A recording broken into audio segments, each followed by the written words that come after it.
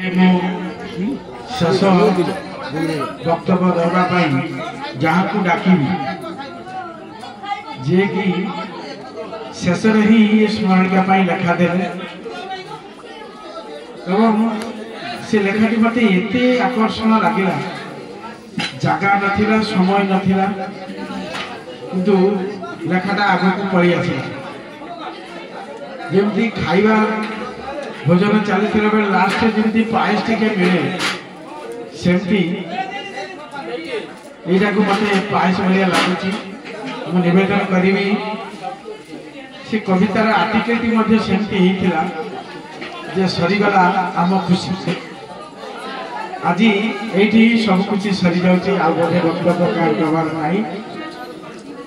हेमांगिनी पति आदरर मझिया भाई स्नेहर जोला हेमांगिनी पति को निवेदन करी से कविता पाठ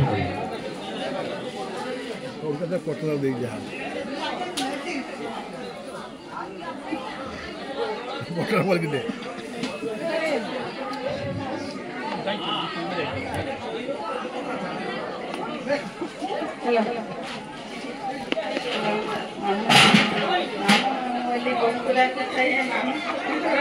बहुत सुंदर मामू घर मामू थे घर को न गले आमको किसी न लगे मामू जिते जाऊे आम घर आम सब आसलु बाट को जा देखीदे खुशी हो जाए माँ मोहर आम मामू कही ना बोली भाभी मुझे सब घरे मामू जदि ना आमर कही तो ना कहापाई आसबू एठाकू मामू नथिले तो भाई डाकू अच्छी खुशी कही आसलु तथापि मुझे जाने मामू तो सुंदर देखा बोधे संसार आना कहार आम मामू भरी दुनिया एका मामू देखी भावे सबुदिन मामूर एत सुंदर देखीदे जिते दुख थाए मोर सब मुझे पासरी मामू मत के कथा कही बाट जाक जाती पासरी तथापि लेखार पढ़ुची भूल थे समस्ते बुझे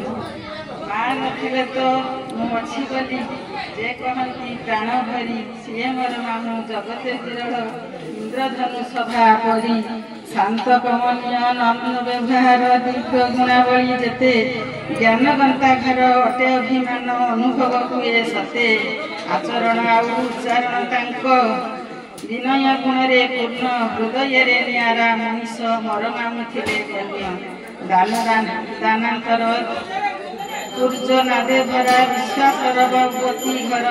मंत्रमुग्ध तुम आशीष प्रसरा स्थित प्रज्ञ अधिकार छंद छलना दूर पराहत अकृपण कृपणक आशीर्वाद वचन स्थिरता लड़ुची धरी तुम दिव्य वार्ता स्नेह श्रद्धा प्रेम अकलनीय भाव असंति दिव्य गाथा जीवन नौका बाहुची सखीरे सही कांताए व्यथा बरस बीतला विदाय तुम्हार काली पुरी लगे सबू शून्य स्थान तुम तथापि पुरुणी जेदिन जाऊँगी हबू झुला झुला बोली डाक सुझीबनी आउ सरीगला हम खुशी प्रणाम घेनिब तुषे कृपा बारी दियो वर्षी मामू बहुत धन्यवाद भावावेगे पढ़ले मनीष केमी वक्तव्य दिए ये शेष वक्तव्य ही मु अनुभव कली मामू प्रति आवेग केते थिला भक्ति केते थिला मामू प्रति केते श्रद्धा थिला एबे मो मध्यम पुत्र